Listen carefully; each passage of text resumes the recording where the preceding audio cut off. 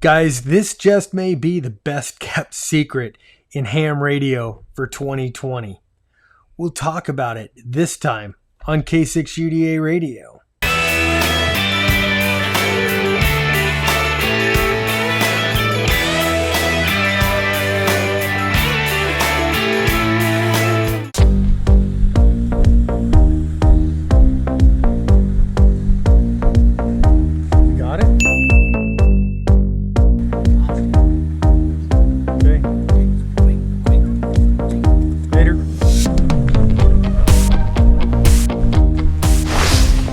Yes, my friends, finally, months after the release of this thing, I am finally able to get my hands on one of these things and do somewhat of a review. I don't have a lot of time with this because I've borrowed this from a friend and he wants to put it back in his truck. He was kind enough to let me have this thing for a few days just so I could get through the menus, take a look at it, and bring you guys my initial thoughts on this. This is the Yaesu FTM 300. So let's just jump in. Little brother, big brother. Look, I know being the middle child is not easy. It's easy to be forgotten as the middle kid. And the Yaesu FTM 300 is the middle kid, kinda. So first of all, Yaesu took some of the features that we loved about the FTM 100 and some of the features that we loved about the FTM 400 and brought them together to make the middle child the FTM 300. Now, starting at the back of the radio, it still has a single SO239 antenna connection, but it has two of the audio output plugs, the 3.5-inch plugs, which is a big improvement in my opinion over the FTM 400's single plug that you have to use the Yaesu special adapter, and if you lose that adapter, well, you're screwed. Now, something that harkens back to the FTM 100, God rest its soul, is the fact that I can take the faceplate and attach it to the body of the radio if I want to have a single unit. Something that I have sorely missed with the FTM 400. Now, something that I can't demonstrate here, but it is cool nonetheless, is the mounting system for this. It is a quick release, very cool mounting system. Something that ham radio manufacturers should have been doing from, I don't know, many years ago. So let's fire this bad boy up and take a quick look at the control head and see what's going on. First off, SD card slot on the side of the radio head. Very, very good move, Yaesu. Now, because the FTM 300 does not have touchscreen controls like the FTM 400 or the FT3, the radio head has all the buttons that you would see on the soft side of the FTM 400 or the FT3. Thank you. You will notice by the size of the screen that it is considerably smaller than the FTM 400. That's because it's physically the same screen minus the touchscreen aspect as the FT3. One of the biggest benefits that I love about the FTM 300 over the 400 actually is the ability to do digital mode on both the A and the B side of the radio. So as for some of the functions on the radio, pretty much like the FT3 and the FTM 400 kind of combined. First, hit the display button and it brings up that scope. Up at the top right hand corner in the button section, you will find the F key. That brings up your main menu for the for all the functions and menus on the radio. Now look, I'm not going to bore you by going through each and every item in the menu and all the functions of this radio. If that's what you want to see, read the freaking manual. Now the menu for the logging functions, that has kind of changed a little bit, and it makes it easy to get to voice messages, voice recordings, and pictures, all that good stuff. Very, very cool, well placed.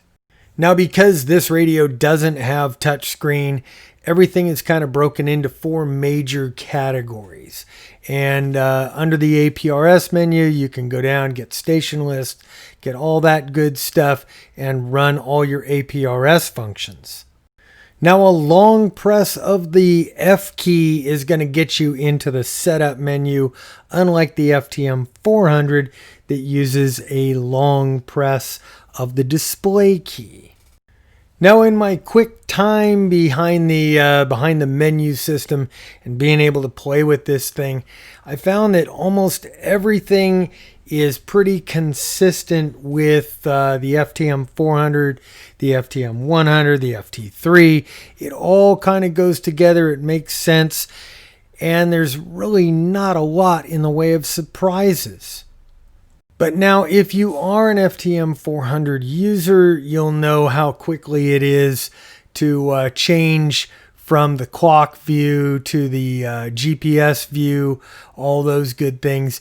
And this radio is a little bit different. You've got to go into that setup menu, the display, and then all of those things fall into line down that way. I'm not a big fan of that. I kind of liked it the other way, but I get it. There's no touch screen. You got to give a little to get a little. Now, Yaesu's gone ahead and redesigned the microphone for the FTM 300. Kind of gave you a few more features. I'm not really sure how many they gave you, but they made them more accessible. You do lose the lock and the lamp switches that were on the other side, though. Not a bad design. I do like that microphone. I do like that mute button right up front. Unlike the FTM 100, which is now gone, discontinued, and unlike the FTM 400, well, much like the FTM 100, if I want to do APRS on this and I want to use GPS, I need an external GPS antenna. But this does do, as far as I could see, pretty much a full flavored APRS as long as you plug in that external antenna. Crossband repeat is something that I think, if I could do it digital to digital, can be a real game changer for me.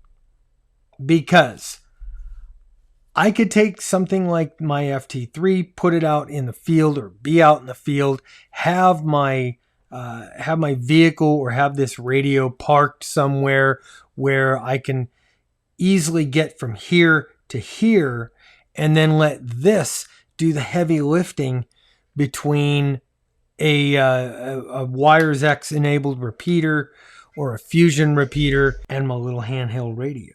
The microphone has some updates. It's been changed. It's been changed a lot. Now it lacks the locking features that the microphone for the FTM 400 came with, but it lights up very nicely. I really like the light, and it feels better in the hand. It's a little bit more ergonomic than the older mic, so that's a plus. Moving around the radio is not quite as intuitive or easy as it was, say, on the FT3, which basically it's the same exact screen layout and functionality as an FT3.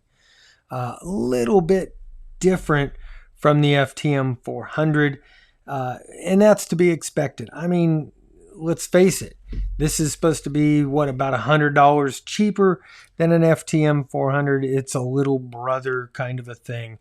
I do like the size of this. Now, Why haven't I bought one of these? The fact of the matter is that I own two FTM 400s and a 100 that I'm currently using as a node radio for WiresX. Now, the other thing that I think is worth noting is the mounting system. If you'll remember, I did a review on a President CB radio, and they had a new kind of a mounting system that it was a quick release. Instead of using the little screws that went into the side of the body, they've got a nice quick release mounting system. This uses a nice quick release mounting system. Now, my buddy Orson has that mount in his truck right now, and since I'm just borrowing the radio, we didn't pull the mount, so I can't show you the mount. So would I buy one of these radios? At the right price, I would probably buy it if I really had like the small cockpit of my Jeep. If I didn't already have the FTM 400 mounted in there, this might save me a little space, and it would give me a few more mounting options. Not many in that confined space, but definitely is a little bit easier for the mounting than the big head on the FTM 400. Guys, if you like this video, please give me a thumbs up. Remember, hit that subscribe button, the bell notification right next to it. Check out my Patreon, my PayPal links. Consider supporting the cause. And if you have an email question, go ahead and email me here. I also have a P.O. box if you want to send me things. Here's that. I've got to give this thing back to Orson. Orson, thank you for sharing this with the group. Guys, I will talk to you guys later. I'm Bob, K6UDA, and I'm out of here. 7-3.